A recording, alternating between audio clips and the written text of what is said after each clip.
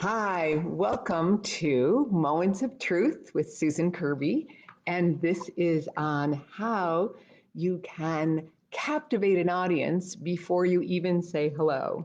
So, this is how step two. So, last week when we played together, we're going over my 10 steps to I want that.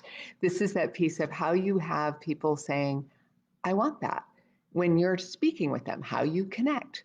So, again, last week we did number one, which is to connect eye to eye, soul to soul. And I talked about wearing your eye color is a way to connect. This week, I'm wearing my teal, which is one of the universal colors. So if you don't know what colors look best on you, teal is one of the options. That's really it's a dynamic color. So today we're talking about how you captivate an audience or how you even just be engaging when you're in a normal conversation. But let's just say you were speaking to a small group in your office, or you were speaking on a large stage of 1,000. It can go any direction. But how you captivate your audience before you say hello is by engaging them in either two questions or a quote. So last week again was step one, connect. This week is step two questions or a quote. Okay, so here's what we can do. Who here would like to speak your truth? Who here would like to speak your truth and have people saying, I want that every time you speak? So that's an example of two questions. So again, who here wants to speak your truth? Who here wants to speak your truth in a way that has people saying, I want that every time you speak? So that gives you a sense of, oh, I'm liking whatever she's talking about. And if you go into your quote, and I'm talking, one of the quotes I love to start with is, if you're not speaking your own truth, you'll never be able to be all you are meant to be. Oprah Winfrey. So when you walk up on stage and you've connected with your audience and you start with something like Oprah Winfrey saying, if you're not speaking your own truth, you'll never be able to be all you are meant to be. Oprah Winfrey. It captivates them. It has them leaning in. It has them going, I want that. I want to be able to speak my own truth. When I say that here, don't you just go, I want that. I want to speak my own truth. So now here's the secret. Whenever you're crafting a talk or a presentation or something you're wanting people to take an action from your conversation, you want to look at what it is you're asking them to do at the end. So everything in these steps I'm giving you are what I call holographic. So everything in these steps are a microcosm of what's in the whole. So if the whole purpose of the whole is that you have people saying, I want that, to the thing you're offering, then you want to be talking about the thing you're offering from the very beginning. Okay, so what I offer is a program called Speak, and it's a piece where you get to speak your truth, and you speak your truth in a way that teaches you how to have people say, I want that. So in this case, I'm going to be leading people to speak and speaking your truth and speaking your truth in a way that has people say, I want that, right? Because that's what I'm going to be talking about in the talk, and that's what I'm going to want them to take action on in the end. So it's in, I don't know which culture you're in when you're watching this, but there's a president, one of the long ago presidents was Grant. And the joke as a kid was, who's buried in Grant's tomb? And the answer is Grant, right? So this is not a hard question. It's just an obvious question. So I say, when we're crafting your talk, we want to really have it be so obvious, like, I want you to say Grant at the end, so I'm going to talk about Grant going through. In this case, I want you to be like, I want to speak my truth and have people hear me. So I want my two questions to say, who here wants to speak your truth? Well, as soon as you raise your hand and say, I want that, I'm like, great, because that's what I'm offering at the end. But I don't tell you that. I just get happy. And you, as the audience, get happy because you're like, yeah, I do want to speak my truth. And then when I say the second question, it's a repeat of the first question plus a cherry on top. So it's that piece of who wants to speak your truth and have audiences saying, I want that every time you speak.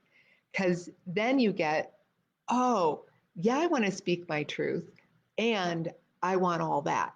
You could just simplify it like, who here wants to speak? Who here wants to speak your truth in a way that you're heard? So you can make them simpler, um, but I like using the words of the things I'm actually going to offer you at the end because, you know, it's kind of fun that way. And again, the quote isn't a random quote.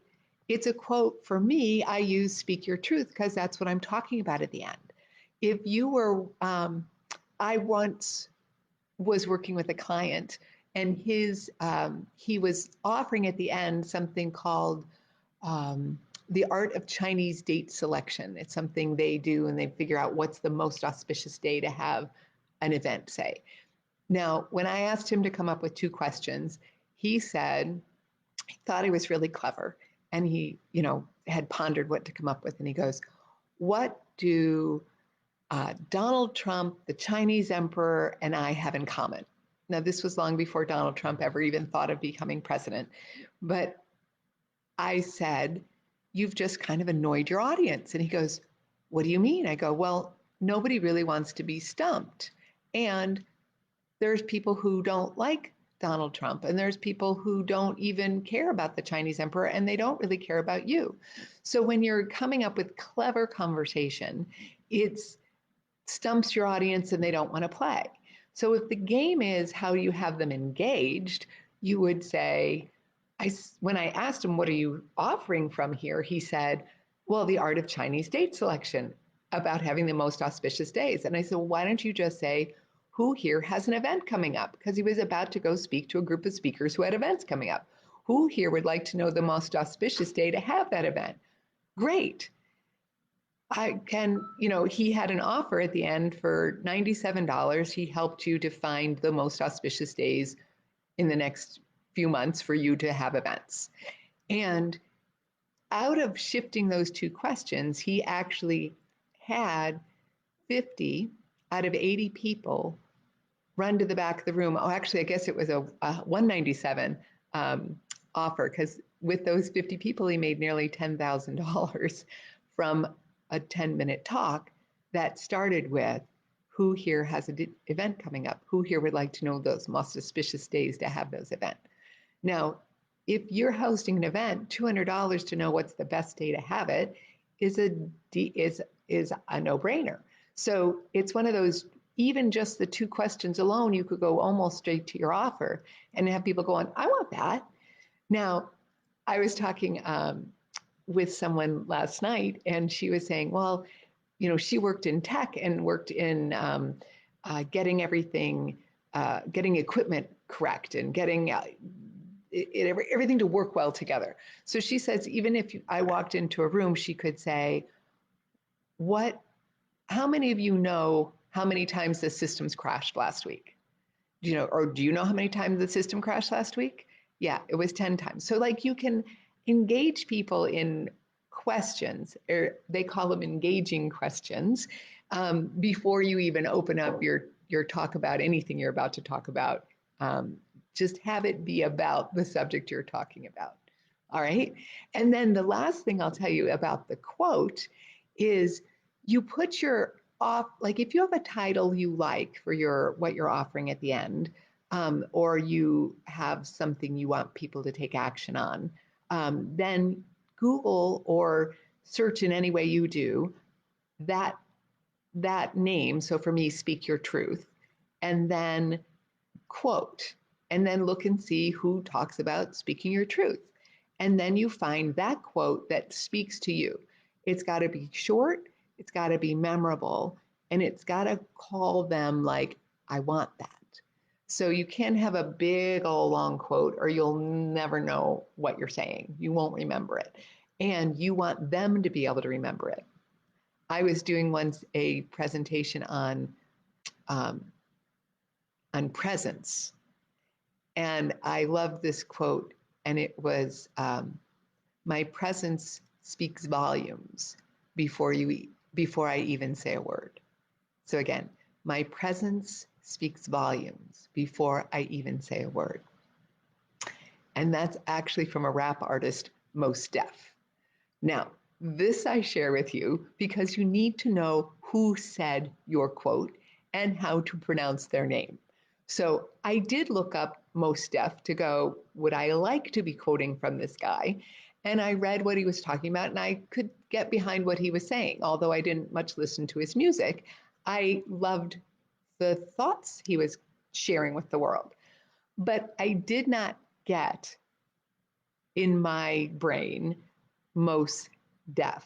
And I called him Mas Def, not thinking. And of course, the audience corrected me like Mos Def. And I'm like, oh, of course. So make sure when you use a quote, A, you understand who the person is and you can actually say who he is. Or like if I say Oprah Winfrey, most people know Oprah.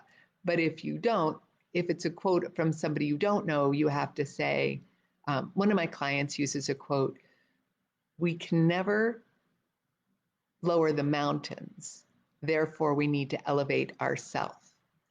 And that's from his last name's Skinner. I've forgotten his first name, but he's a mountaineer and a motivational speaker. And so she'll say that after his name because people don't really know him. But her event is Elevate. What she's speaking about is how we need to elevate ourselves. So she has a quote that leads with Elevate, and she then says who this guy is. Okay, so this is all I'm saying is these two ways of opening the conversation. Step one, connect. Step two, two questions or a quote. So step one, connect.